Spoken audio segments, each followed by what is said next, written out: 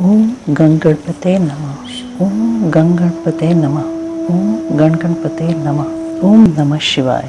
तारकासुर के सताए हुए देवताओं का ब्रह्मा जी को अपनी कष्ट कथा सुनाना, ब्रह्मा जी का उन्हें पार्वती के साथ शिव के विवाह के लिए उद्योग करने का आदेश देना, ब्रह्मा जी के समझाने से तारकासुर का स्वर्ग को छोड़ना और देवताओं का वहां रहकर लक्ष्य सिद्धि के लिए यत्नशील होना। सूत जी कहते हैं, तदंतर नारद जी के पूछने पर पार्वती के विवाह के विस्तृत प्रसंग को उपस्थित करते हुए ब्रह्मा जी ने तारकासुर की उत्पत्ति, उसके उग्र तप, मनोवांछित वर प्राप्ति तथा देवता और असुर सबको जीतकर स्वयं इंद्र पर प्रतिष्ठित हो जाने की कथा सुनाई। तत्पश्चात ब्रह्मा जी ने कहा, तारकासुर तीनों लोगों को अपने वश में करके जब स्वयं इंद्र हो गया, तब उसके समान दूसरा कोई शासक नहीं रह गया। वह जितेंद्रिय असुर त्रिभुवन का एकमात्र स्वामी होकर अद्भुत ढंग से राज्य का संचालन करने लगा। उसने समस्त देवताओं को निकालकर उनकी जगह दैत्यों को स्थापित कर दिया और विद्याधर आदि देव योनियों को स्वयं अपने कर्म में लगाया। मुने, तदंतर तारकासुर के सताए हुए इंद्र आदि संपूर्ण देवता अत्यंत व्याकुल और अनाथ होकर मेरी शरण में आए। उन सब ने मुझ प्रजापति को प्रणाम करके बड़ी भक्ति से मेरा स्तवन किया और अपने दारुण दुख की बातें बताकर कहा, प्रभु आप ही हमारी गति हैं, आप ही हमें कर्तव्य का उपदेश देने वाले हैं और आप ही हमारे धाता एवं उद्धारक हैं। हम सब देवता तारकासुर नामक अग्नि में जलकर अत्यंत व्याकुल हो रहे हैं। जैसे सन्निपात रोग में प्रबल औषधें भी निर्बल हो जाती हैं, उसी प्रकार उस असुर ने हमारे सभी क्रूर उपायों को बलहीन बना दिया है। भगवान विष्णु के सुदर्शन चक्र पर ही हमारी विजय की आशा अवलंबित रहती है, परंतु वह भी उसके कंठ पर कुंठित हो गया। उसके गले में पड़कर वह ऐसा प्रतीत होने लगा था मानो उस असुर को फूल की माला पहनाई गई हो। मुने, देवताओं का यह कथन सुनकर मैंने उन सबसे समयोचित बात कही, देवताओं मेरे ही वरदान से दैत्य तारकासुर इतना बढ़ गया है, अतः मेरे हाथों ही उसका वध होना उचित नहीं। जो जिससे पलकर बड़ा हो उसका उसी के द्वारा वध होना योग्य कार्य नहीं है।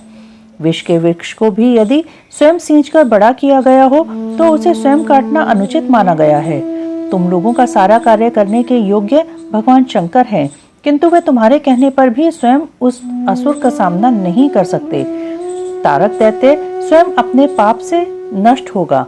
मैं जैसा उपदेश करता हूँ तुम वैसा कार्य करो।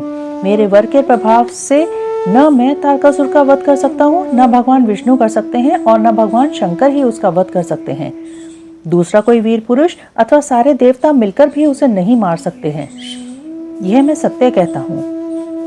देवताओं, यदि शिवजी के वीर्य से कोई पुत्र उत्पन्न हो तो वही तारक दैत्य का वध कर सकता है, दूसरा नहीं। सुश्रेष्ठ गण, इसके लिए जो उपाय मैं बताता हूँ उसे करो। महादेव जी की कृपा से वह उपाय अवश्य सिद्ध होगा। पूर्व काल में जिस दक्ष कन्या सती ने दक्ष के यज्ञ में अपने शरीर को त्याग दिया था, वही इस समय हिमालय पत्नी मेनका के गर्भ से उत्पन्न हुई है। यह बात तुम्हें भी विदित ही है। महादेव जी उस कन्या का पाणी ग्रहण अवश्य करेंगे, तथापि देवताओं तुम स्वयं भी इसके लिए प्रयत्न करो। तुम अपने यत्न से ऐसा उद्योग करो जिससे मेनका कुमारी पार्वती में भगवान शंकर अपने वीर्य का आधान कर सकें। भगवान शंकर उधर रेता हैं, उनके वीर्य को प्रस्खलित करने में केवल पार्वती ही समर्थ हैं। दूसरी कोई अबला अपनी शक्ति से ऐसा नहीं कर सकती। गिरिराज की पुत्री वे पार्वती इस समय युवावस्था में प्रवेश कर चुकी हैं और हिमालय पर तपस्या में लगे हुए महादेव जी की प्रतिदिन सेवा करती हैं। अपने पिता हिमवान के कहने से काली शिवा अपनी 2 सखियों के साथ ध्यान परायण परमेश्वर शिव की साग्रह सेवा करती हैं। तीनों लोकों में सबसे अधिक सुंदरी पार्वती शिव के सामने रहकर प्रतिदिन उनकी पूजा करती हैं, तथापि वे ध्यान मग्न महेश्वर मन से भी ध्यानहीन स्थिति में नहीं आते, अर्थात ध्यान भंग करके पार्वती की ओर देखने का विचार भी मन में नहीं लाते। देवताओं, चंद्रशेखर शिव जिस प्रकार काली को अपनी भार्या बनाने की इच्छा करे, वैसी चेष्टा तुम लोग शीघ्र ही प्रयत्न पूर्वक करो। मैं उस दैत्य के स्थान पर जाकर तारकासुर को बुरे हट से हटाने की चेष्टा करूंगा। अतः अब तुम लोग अपने स्थान को जाओ। नारद, देवताओं के ऐसा कहकर मैं शीघ्र ही तारकासुर से मिला और बड़े प्रेम से बुलाकर मैंने उससे इस प्रकार कहा, तारक, यह स्वर्ग हमारे तेज का सार तत्व है, परंतु तुम यहाँ के राज्य का पालन कर रहे हो। जिसके लिए तुमने उत्तम तपस्या की थी उससे अधिक चाहने लगे हो। मैंने तुम्हें इससे छोटा ही वर दिया था, स्वर्ग का राज्य कदापि नहीं दिया था, इसलिए तुम स्वर्ग को छोड़कर पृथ्वी पर राज्य करो। असुर श्रेष्ठ देवताओं के योग्य जितने भी कार्य हैं वे सब तुम्हें वहीं सुलभ होंगे, इसमें अन्यथा विचार करने की आवश्यकता नहीं है। ऐसा कहकर वह असुर को समझाने के बाद मैं शिवा और शिव का स्मरण करके वहां से अदृश्य हो गया। तारकासुर भी स्वर्ग को छोड़कर पृथ्वी पर आ गया और शोणितपुर में रहकर वह राज्य करने लगा। फिर सब देवता भी मेरी बात सुनकर मुझे प्रणाम करके इंद्र के साथ प्रसन्नता पूर्वक बड़ी सावधानी के साथ इंद्रलोक में चले गए। वहां जाकर परस्पर मिलकर आपस में सलाह करके वे सब देवता इंद्र से प्रेम पूर्वक बोले, भगवान शिव की शिवा में जैसे भी काम मूलक रुचि हो वैसा ब्रह्मा जी का बताया हुआ सारा प्रयत्न आपको करना चाहिए।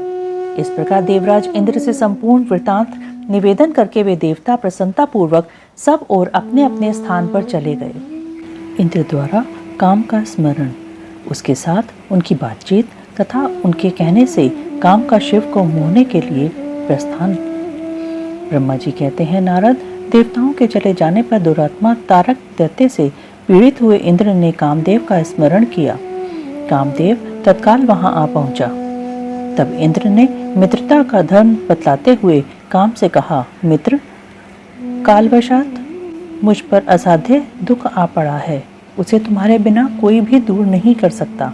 दाता की परीक्षा दुर्भिक्ष में, शूरवीर की परीक्षा रणभूमि में, मित्र की परीक्षा आपत्ति काल में तथा स्त्रियों के कुल की परीक्षा पति के असमर्थ हो जाने पर होती है। तात संकट पड़ने पर विनय की परीक्षा होती है और परोक्ष में सत्य एवं उत्तम स्नेह की, अन्यथा नहीं। यह मैंने सच्ची बात कही है। मित्रवर, इस समय मुझ पर जो विपत्ति आई है उसका निवारण दूसरे किसी से नहीं हो सकता, अतः आज तुम्हारी परीक्षा हो जाएगी। यह कार्य केवल मेरा ही है और मुझे ही सुख देने वाला है, ऐसी बात नहीं, अपितु यह समस्त देवता आदि का कार्य है, इसमें संशय नहीं है। इंद्र की यह बात सुनकर कामदेव मुस्कुराया और प्रेम पूर्ण गंभीर वाणी में बोला। काम ने कहा, देवराज, आप ऐसी बात क्यों कहते हैं? मैं आपको उत्तर नहीं दे रहा हूँ। लोक में कौन उपकारी मित्र है और कौन बनावटी, यह स्वयं देखने की वस्तु है, कहने की नहीं। जो संकट के समय बहुत बातें करता है वह काम क्या करेगा? तथापि महाराज, प्रभु, मैं कुछ कहता हूँ, उसे सुनिए। मित्र, जो आपके इंद्रपद को छीनने के लिए दारुण तपस्या कर रहा है, आपके उस शत्रु को मैं सर्वथा तपस्या से भ्रष्ट कर दूंगा। जो काम जिससे पूरा हो सके, बुद्धिमान पुरुष उसे उसी काम में लगाए। मेरे योग्य जो कार्य हो वह सब आप मेरे जिम्मे कीजिए। ब्रह्मा जी कहते हैं, कामदेव का यह कथन सुनकर इंद्र बड़े प्रसन्न हुए। वे कामिनियों को सुख देने वाले काम को प्रणाम करके उससे इस प्रकार बोले। इंद्र ने कहा, तात मनोभव, मैंने अपने मन में जिस कार्य को पूर्ण करने का उद्देश्य रखा है उसे सिद्ध करने में केवल तुम ही समर्थ हो, दूसरे किसी से उस कार्य का होना संभव नहीं है। मित्रवर, मनोभव काम जिसके लिए आज तुम्हारे सहयोग की अपेक्षा हुई है उसे ठीक ठीक बता रहा हूँ, सुनो। तारक नाम से प्रसिद्ध जो महान दैत्य है वह ब्रह्मा जी का अद्भुत वर पाकर अजय हो गया है और सभी को दुख दे रहा है। वह सारे संसार को पीड़ा दे रहा है। उसके द्वारा बारंबार धर्म का नाश हुआ है। उससे सब देवता और समस्त ऋषि दुखी हुए हैं। संपूर्ण देवताओं ने पहले उसके साथ अपनी पूरी शक्ति लगाकर युद्ध किया था, परंतु उसके ऊपर सबके अस्त्र शस्त्र निष्फल हो गए। जल के स्वामी वरुण का पाश टूट गया। श्रीहरि का सुदर्शन चक्र भी वहां सफल नहीं हुआ। श्री विष्णु ने उसके कंठ पर चक्र चलाया किंतु वह वहां कुंठित हो गया। ब्रह्मा जी ने महायोगीश्वर भगवान शंभु के वीर्य से उत्पन्न हुए बालक के हाथ से इस दुरात्मा दैत्य की मृत्यु बताई है। यह कार्य तुम्हें अच्छी तरह और प्रयत्न पूर्वक करना है। मित्रवर, उसके हो जाने से हम देवताओं को बड़ा सुख मिलेगा। भगवान शंभु गिरिराज हिमालय पर उत्तम तपस्या में लगे हैं। वे हमारे भी प्रभु हैं, कामना के वश में नहीं हैं। स्वतंत्र परमेश्वर हैं। मैंने सुना है कि गिरिराज नंदिनी पार्वती पिता की आज्ञा पाकर अपनी 2 सखियों के साथ उनके समीप रहकर उनकी सेवा में रहती हैं। उनका यह प्रयत्न महादेव जी को पति रूप में प्राप्त करने के लिए ही है, परंतु भगवान शिव अपने मन को संयम नियम से वश में रखते हैं। मार जिस तरह भी उनकी पार्वती में अत्यंत रुचि हो जाए, तुम्हें वैसा ही प्रयत्न करना चाहिए। यही कार्य करके तुम कृतार्थ हो जाओगे और हमारा सारा दुख नष्ट हो जाएगा। इतना ही नहीं, लोक में तुम्हारा स्थायी प्रताप फैल जाएगा। ब्रह्मा जी कहते हैं, नारद, इंद्र के ऐसा कहने पर कामदेव का मुखारविंद प्रसन्नता से खिल उठा। उसने देवराज से प्रेमपूर्वक कहा, मैं इस कार्य को करूंगा, इसमें संशय नहीं है। ऐसा कहकर शिव की माया से मोहित हुए काम ने उस कार्य के लिए स्वीकृति दे दी और शीघ्र ही उसका भार ले लिया। वह अपनी पत्नी रति और वसंत को साथ ले बड़ी प्रसन्नता के साथ उस स्थान पर गया जहाँ साक्षात योगीश्वर शिव उत्तम तपस्या कर रहे थे। रुद्र की नेत्राग्नि से काम का भस्म होना, रति का विलाप, देवताओं की प्रार्थना से शिव का काम को द्वापर में प्रद्युम्न रूप से नूतन शरीर की प्राप्ति के लिए वर देना और रति का शंबर नगर में जाना। ब्रह्मा जी कहते हैं, मुने, काम अपने साथी वसंत आदि को लेकर वहां पहुंचा। उसने भगवान शिव पर अपने बाण चलाए। तब शंकर जी के मन में पार्वती के प्रति आकर्षण होने लगा और उनका धैर्य छूटने लगा। अपने धैर्य का ह्रास होता देख महायोगी महेश्वर अत्यंत विस्मित हो मन ही मन इस प्रकार चिंतन करने लगे। शिव बोले, मैं तो उत्तम तपस्या कर रहा था, उसमें विघ्न कैसे आ गए? किस कुकर्मी ने यहाँ मेरे चित्त में विकार पैदा कर दिया? इस तरह विचार करके सत्पुरुषों के आश्रयदाता महायोगी परमेश्वर शिव शंका युक्त हो संपूर्ण दिशाओं की ओर देखने लगे। इसी समय वाम भाग में बाण खींचे खड़े हुए काम पर की दृष्टि पड़ी। वह मूर्छित मदन अपनी शक्ति के घमंड में आकर पुनः अपना बाण छोड़ना ही चाहता था। नारद, इस अवस्था में काम पर दृष्टि पड़ते ही परमात्मा गिरीश को तत्काल रोष चढ़ आया। मुने, उधर आकाश में बाण सहित धनुष लिए खड़े हुए काम ने भगवान शंकर पर अपना अमोघ अस्त्र छोड़ दिया, जिसका निवारण करना बहुत कठिन था, परंतु परमात्मा शिव पर वह अमोघ अस्त्र भी मोह हो गया। कुपित हुए परमेश्वर के पास जाते ही शांत हो गया। भगवान शिव पर अपने अस्त्र के व्यर्थ हो जाने पर मनमत को बड़ा भय हुआ। भगवान मृत्युंजय को सामने देखकर वह कांप उठा और इंद्र आदि समस्त देवताओं का स्मरण करने लगा। मुनिश्रेष्ठ, अपना प्रयास निष्फल हो जाने पर काम भय से व्याकुल हो उठा था। मुनीश्वर, कामदेव के स्मरण करने पर वे इंद्र आदि सब देवता वहां आ पहुंचे और शंभु को प्रणाम करके उनकी स्तुति करने लगे। देवता स्तुति कर ही रहे थे कि कुपित हुए भगवान हर के ललाट के मध्य भाग में स्थित तृतीय नेत्र से बड़ी भारी आग तत्काल प्रकट होकर निकली। उसकी ज्वालाएं ऊपर की ओर उठ रही थीं। वह आग धू-धू करके जलने लगी। उसकी प्रभा प्रलाग्नि के समान जान पड़ती थी। वह आग तुरंत ही आकाश में उछली और पृथ्वी पर गिर पड़ी, फिर अपने चारों ओर चक्कर काटती हुई धराशायिनी हो गई। साधो, भगवान क्षमा कीजिए, यह बात जब तक देवताओं के मुख से निकले तब तक ही उस आग ने कामदेव को जलाकर भस्म कर दिया। उस वीर कामदेव के मारे जाने पर देवताओं को बड़ा दुख हुआ। वे व्याकुल हो हाय हाय यह क्या हुआ ऐसा कहकर जोर जोर से चीत्कार करते हुए रोने बिलखने लगे। उस समय विकृचित हुई पार्वती का सारा शरीर सफेद पड़ गया। काटो तो खून नहीं, वे सखियों को साथ ले अपने भवन को चली गईं। कामदेव के जल जाने पर रति वहां एक क्षण तक अचेत पड़ी रही। पति की मृत्यु के दुख से वह इस तरह पड़ी थी मानो मर गई हो। थोड़ी देर में जब होश हुआ तब अत्यंत व्याकुल हो रति उस समय तरह तरह की बातें कहकर विलाप करने लगी। रति बोली, हाय मैं क्या करूं, कहाँ जाऊं? देवताओं ने यह क्या किया, मेरे उद्दंड स्वामी को बुलाकर नष्ट करा दिया। हाय हाय नाथ, स्मर स्वामी, प्राण प्रिय, हाँ मुझे सुख देने वाले प्रियतम, हाँ प्राणनाथ, यह यहाँ क्या हो गया? ब्रह्मा जी कहते हैं, नारद, इस प्रकार रोती बिलखती और अनेक प्रकार की बातें कहती हुई रति हाथ पैर पटकने और अपने सिर के बालों को नोचने लगी। उस समय उसका विलाप सुनकर वहां रहने वाले समस्त वनवासी जीव तथा वृक्ष आदि स्थावर प्राणी भी बहुत दुखी हो गए। इसी बीच में इंद्र आदि संपूर्ण देवता महादेव जी का स्मरण करते हुए रति को आश्वासन दे इस प्रकार बोले।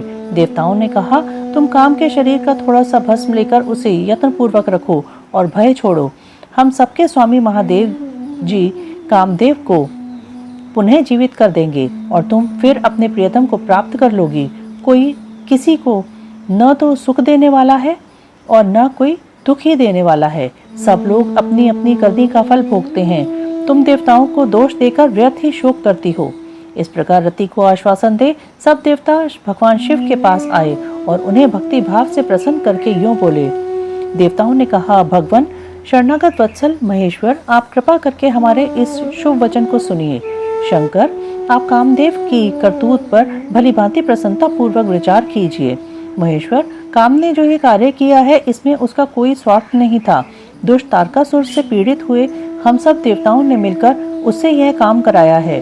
नाथ शंकर, इसे आप अन्यथा ना समझें। सब कुछ देने वाले देव गिरीश, सती साध्वी रति अकेली अति दुखी होकर विलाप कर रही है। आप उसे सांत्वना प्रदान करें। शंकर, यदि इस क्रोध के द्वारा आपने कामदेव को मार डाला तो हम यही समझेंगे कि आप देवताओं सहित समस्त प्राणियों का अभी संहार कर डालना चाहते हैं। रति का दुख देखकर देवता नष्ट प्राय हो रहे हैं, इसलिए आपको रति का शोक दूर कर देना चाहिए। ब्रह्मा जी कहते हैं, नारद, संपूर्ण देवताओं का यह वचन सुनकर भगवान शिव प्रसन्न हो उनसे इस प्रकार बोले। शिव ने कहा, देवताओं और ऋषियों, तुम सब आदर पूर्वक मेरी बात सुनो।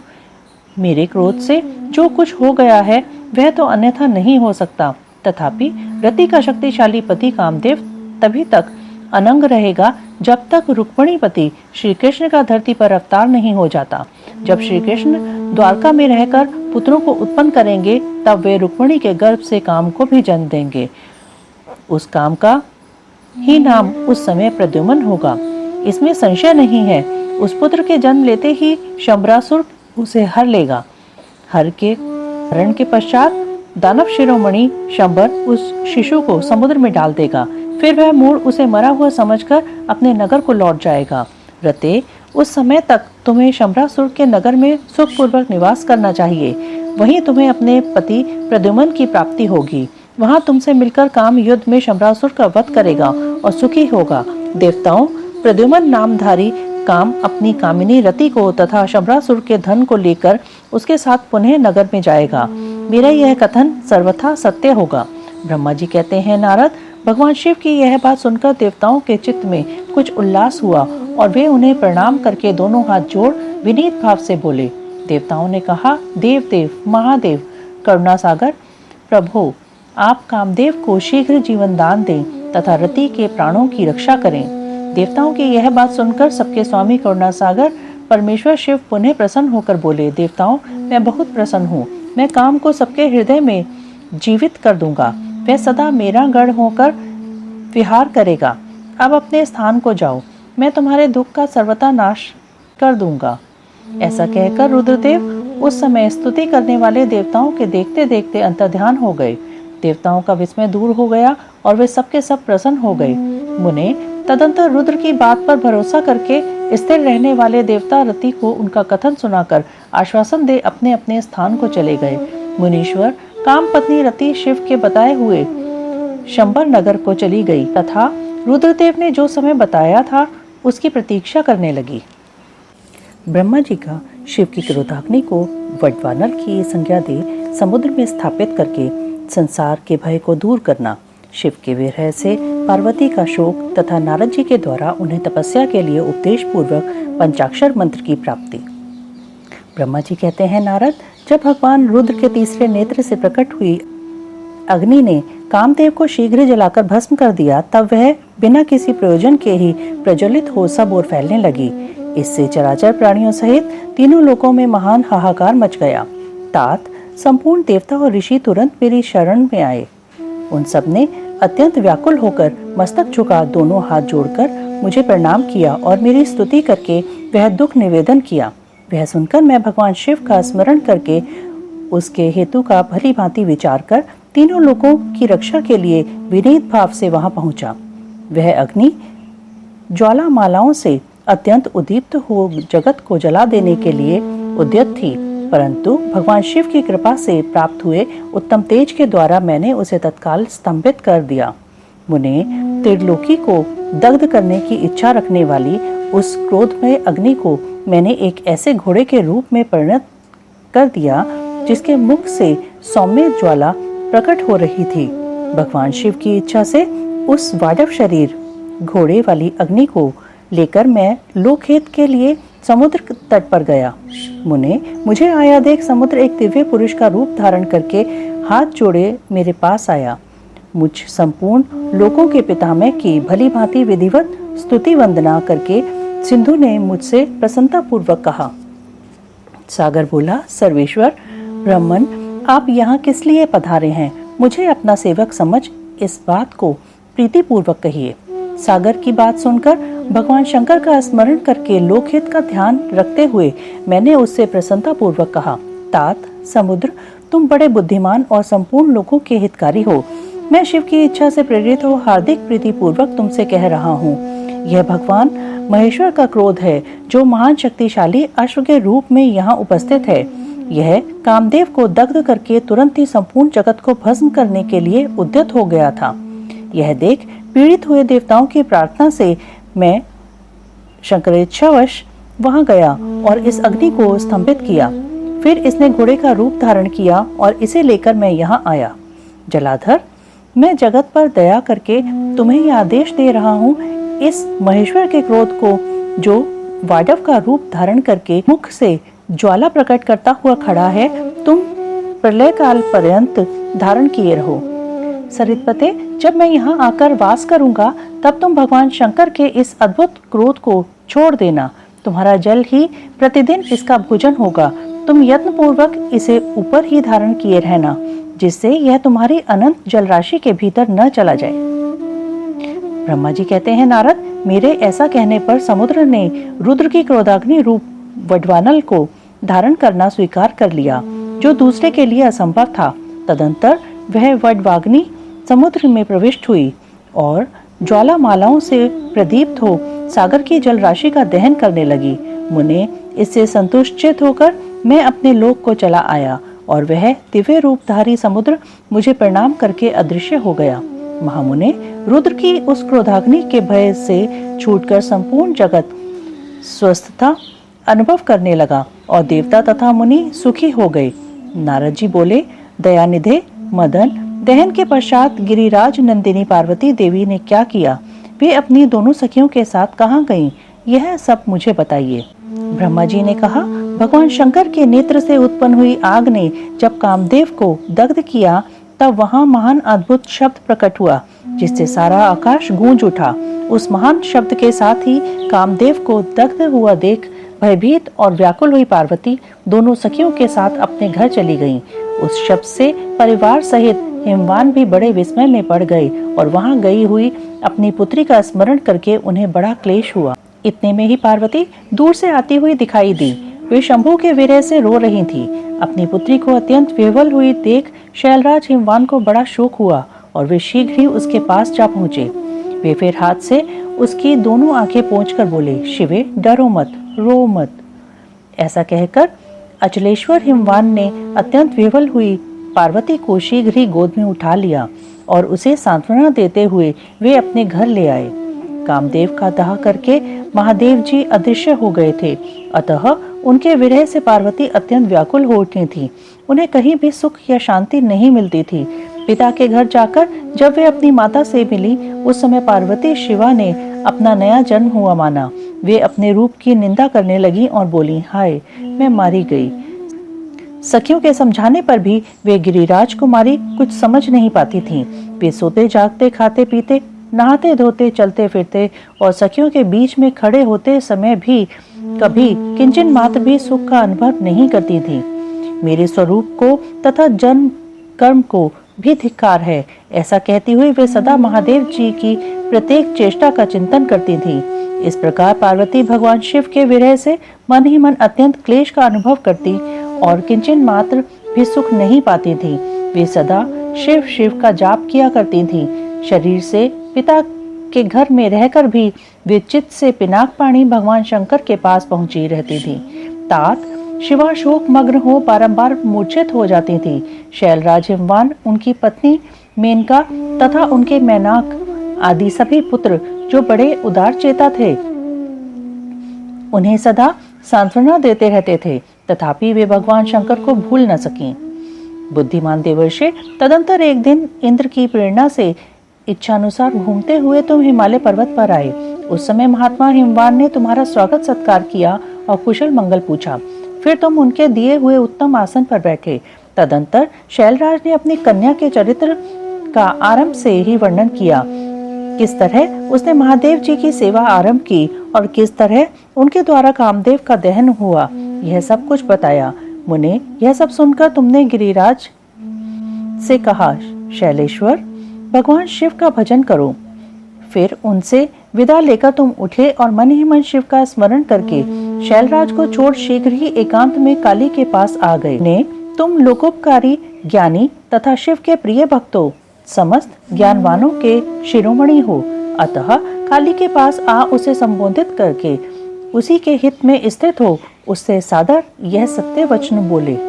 नारद जी, तुमने कहा, कालिके, तुम मेरी बात सुनो। मैं दयावश सच्ची बात कह रहा हूँ। मेरा वचन तुम्हारे लिए सर्वथा हितकर, निर्दोष तथा उत्तम काम्य वस्तुओं को देने वाला होगा। तुमने यहाँ महादेव जी की सेवा अवश्य की थी, परंतु यह बिना तपस्या के गर्वयुक्त होकर की थी। दीनों पर अनुग्रह करने वाले शिव ने तुम्हारे उसी गर्व को नष्ट किया है। तुम्हारे स्वामी महेश्वर विरक्त और महायोगी हैं। उन्होंने केवल कामदेव को जलाकर जो तुम्हें सकुशल छोड़ दिया है, उसमें यही कारण है कि वे भगवान भक्त वत्सल हैं। अतः तुम उत्तम तपस्या में संलग्न हो, चिरकाल तक महेश्वर की आराधना करो। तपस्या से तुम्हारा संस्कार हो जाने पर रुद्रदेव तुम्हें अपनी सहधर्मिणी बनाएंगे और तुम भी कभी उन कल्याणकारी शंभु का परित्याग नहीं करोगी। देवी, तुम हठ पूर्वक शिव को अपनाने का यत्न करो। शिव के सिवा दूसरे किसी को अपना पति स्वीकार न करना। ब्रह्मा जी कहते हैं, मुने, तुम्हारी यह बात सुनकर गिरिराज कुमारी काली कुछ उल्लसित तुमसे हाथ जोड़कर प्रसन्नता पूर्वक बोली। शिवा ने कहा, प्रभु, आप सर्वज्ञ तथा जगत का उपकार करने वाले हैं। मुने, मुझे रुद्रदेव की आराधना के लिए कोई मंत्र दीजिए। ब्रह्मा जी कहते हैं, नारद, पार्वती का यह वचन सुनकर तुमने पंचाक्षर शिव मंत्र नमः शिवाय का उन्हें विधि पूर्वक उपदेश किया। साथ ही उस मंत्र राज में श्रद्धा उत्पन्न करने के लिए तुमने उसका सबसे अधिक प्रभाव बताया। नारद, तुम बोले, देवी, इस मंत्र का परम अद्भुत प्रभाव सुनो। इसके श्रवण मात्र से भगवान शंकर प्रसन्न हो जाते हैं। यह मंत्र सब मंत्रों का राजा और मनोवांछित फल को देने वाला है। भगवान शंकर को बहुत ही प्रिय है तथा साधक को भोग और मोक्ष देने में समर्थ है। सौभाग्यशालिनी, इस मंत्र का विधि पूर्वक जप करने से तुम्हारे द्वारा आराधित हुए भगवान शिव अवश्य ही शीघ्र तुम्हारी आंखों के सामने प्रकट हो जाएंगे। शिवे, संतोष आदि नियमों से तत्पर रहकर भगवान शिव के स्वरूप का चिंतन करती हुई तुम पंचाक्षर मंत्र का जप करो। इससे आराध्य देव शिव शीघ्र ही संतुष्ट होंगे। साध्वी, इस तरह तपस्या करो। तपस्या से महेश्वर वश में हो सकते हैं। तपस्या से ही सबको मनवांछित फल की प्राप्ति होती है, अन्यथा नहीं। ब्रह्मा जी कहते हैं, नारद, तुम भगवान शिव के प्रिय भक्त और इच्छानुसार विचरने वाले हो। तुमने काली से उपरोक्त बात कहकर देवताओं के हित में तत्पर हो स्वर्गलोक को प्रस्थान किया। तुम्हारी बात सुनकर उस समय पार्वती बहुत प्रसन्न हुई। उन्हें परम उत्तम पंचाक्षर मंत्र प्राप्त हो गया था। शिव की आराधना के लिए पार्वती की दुष्कर तपस्या। ब्रह्मा जी कहते हैं, देवर्षि, तुम्हारे चले जाने पर प्रफुल्लित हुई इस पार्वती ने महादेव जी को तपस्या से ही साध्य माना और तपस्या के लिए ही मन में निश्चय किया। तब उन्होंने अपनी सखी जया और विजया के द्वारा पिता हिमाचल और माता मेना से आज्ञा मांगी। पिता ने तो स्वीकार कर लिया, परंतु माता मेना ने स्नेहवश अनेक प्रकार से समझाया और घर से दूर वन में जाकर तप करने से पुत्री को रोका। मेना ने तपस्या के लिए वन में जाने से रोकते हुए, ओ माँ, बाहर न जाओ, ऐसा कहा। इसलिए उस समय शिवा का नाम उमा हो गया। मुने, शैलराज की प्यारी पत्नी मेना के रोकने से शिवा को दुखी हुई जान अपना विचार बदल दिया और पार्वती को तपस्या के लिए जाने की आज्ञा दे दी। मुनिश्रेष्ठ, माता की वह आज्ञा पाकर उत्तम व्रत का पालन करने वाली पार्वती ने भगवान शंकर का स्मरण करके अपने मन में बड़े सुख का अनुभव किया। माता पिता को प्रसन्नता पूर्वक प्रणाम करके शिव के स्मरण पूर्वक दोनों सखियों के साथ वे तपस्या करने के लिए चली गईं। अनेक प्रकार के प्रिय वस्त्रों का परित्याग करके पार्वती ने कटी प्रदेश में सुंदर मूंज की मेखला बांध शीघ्र ही वक्कल धारण कर लिए। हार का परिहार करके उत्तम मृगचर्म को हृदय से लगाया। तत्पश्चात वे तपस्या के लिए गंगावतरण तीर्थ की ओर चली, जहाँ ध्यान लगाते हुए भगवान शंकर ने कामदेव को दग्ध किया था। हिमालय का वह शिखर गंगावतरण के नाम से प्रसिद्ध है। वही परम उत्तम श्रृंगी तीर्थ में पार्वती ने तपस्या प्रारंभ की। गौरी के तप करने से ही उसका गौरी शिखर नाम हो गया। मुने शिवा ने अपने तप की परीक्षा के लिए वहां बहुत से सुंदर एवं पवित्र वृक्ष लगाए जो फल देने वाले थे। सुंदरी पार्वती ने पहले भूमि शुद्ध करके वहां एक वेदी का निर्माण किया। तदंतर ऐसी तपस्या आरंभ की जो मुनियों के लिए भी दुष्कर थी। वे मन सहित संपूर्ण इंद्रियों को शीघ्र ही काबू में करके उस वेदी पर उच्च कोटि की तपस्या करने लगी। ग्रीष्म ऋतु में अपने चारों ओर दिन रात आग जलाए रखकर वे बीच में बैठती और निरंतर पंचाक्षर मंत्र का जप करती रहती थीं। वर्षा ऋतु में वेदी पर सुस्थिर आसन से बैठकर अथवा किसी पत्थर की चट्टान पर ही आसन लगाकर वे निरंतर वर्षा की जलधारा से भीगती रहती थीं। शीतकाल में निराहार रहकर भगवान शंकर के भजन में तत्पर हो वे सदा शीतल जल के भीतर खड़ी रहती तथा रात भर बर्फ की चट्टानों पर बैठा करती थीं। इस प्रकार तप करते हुए पंचाक्षर मंत्र के जप में संलग्न हो शिवा संपूर्ण मनवांचित फलों के दाता शिव का ध्यान करती थीं। प्रतिदिन अवकाश मिलने पर वे सखियों के साथ अपने लगाए हुए वृक्षों को प्रसन्नता पूर्वक सींचती और वहां पधारे हुए अतिथि का आतिथ्य सत्कार भी करती थीं।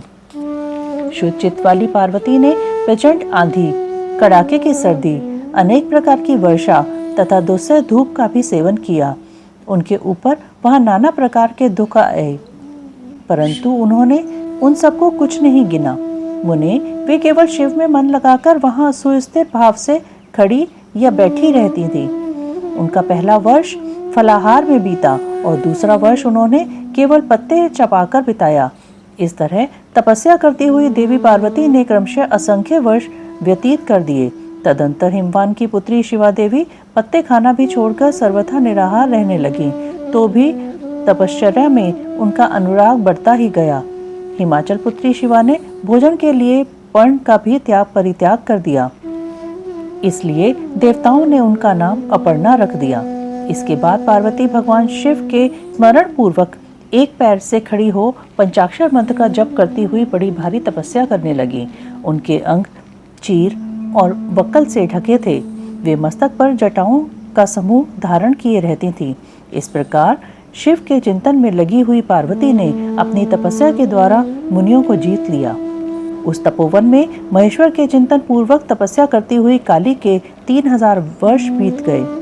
तदंतर जहाँ महादेव जी ने 60,000 वर्षों तक तप किया था, उस स्थान पर क्षणभर ठहर कर शिवा देवी इस प्रकार चिंता करने लगी, क्या महादेव जी इस समय यह नहीं जानते कि मैं उनके लिए नियमों के पालन में तत्पर हो तपस्या कर रही हूँ? फिर क्या कारण है कि सुदीर्घ काल से तपस्या में लगी हुई मुझ सेविका के पास वे नहीं आए? लोक में, वेद में और मुनियों द्वारा सदा गिरीश की महिमा का गान किया जाता है। सब यही कहते हैं कि भगवान शंकर सर्वज्ञ, सर्वात्मा, सर्वदर्शी, समस्त ऐश्वर्यों के दाता, दिव्य शक्ति संपन्न, सबके मनोभावों को समझ लेने वाले, भक्तों को उनकी अभीष्ट वस्तु देने वाले और सदा समस्त क्लेशों का निवारण करने वाले हैं। यदि मैं समस्त कामनाओं का परित्याग करके भगवान वृषभध्वज में अनुरक्त हुई हूँ, तो वे कल्याणकारी भगवान शिव यहाँ मुझ पर प्रसन्न हों। यदि मैंने नारद तंत्रोक्त शिव पंचाक्षर मंत्र का सदा उत्तम भक्ति भाव से विधि पूर्वक जप किया हो, तो भगवान शंकर मुझ पर प्रसन्न हों। यदि मैं सर्वेश्वर शिव की भक्ति से युक्त एवं निर्विकार हूँ, तो भगवान शंकर मुझ पर अत्यंत प्रसन्न हों। इस तरह नित्य चिंतन करती हुई जटा वक्कल धारिणी निर्विकारा पार्वती मुंह नीचे किए सुदीर्घ काल तक तपस्या में लगी रहीं। उन्होंने ऐसी तपस्या की जो मुनियों के लिए भी दुष्कर थी। वहां उस तपस्या का स्मरण करके पुरुषों को बड़ा विस्मय हुआ। महर्षि, पार्वती की तपस्या का जो दूसरा प्रभाव पड़ा था, उसे भी इस समय सुनो। जगदम्बा पार्वती का वह महान तप परम आश्चर्यजनक था, जो स्वभावतः एक दूसरे के विरोधी थे। ऐसे प्राणी भी उस आश्रम के पास जाकर उनकी तपस्या के प्रभाव से विरोध रहित हो जाते थे। सिंह और गौ आदि सदा रागादि दोषों से संयुक्त रहने वाले पशु भी पार्वती के तप की महिमा से वहां परस्पर बाधा नहीं पहुंचाते थे। मुनि श्रेष्ठ, इनके अतिरिक्त जो स्वभावतः एक दूसरे के वैरी हैं, वे चूहे, बिल्ली आदि दूसरे जीव भी उस आश्रम पर कभी रोष आदि विकारों से युक्त नहीं होते थे। वहां के सभी वृक्षों में सदा फल लगे रहते थे। भांति भांति के तृण और विचित्र पुष्प उस वन की शोभा बढ़ाते थे। वहां का सारा वन प्रांत कैलाश के समान हो गया, पार्वती के तप की सिद्धि का साकार रूप बन गया। ओम नमः शिवाय, ओम नमः शिवाय, ओम नमः शिवाय।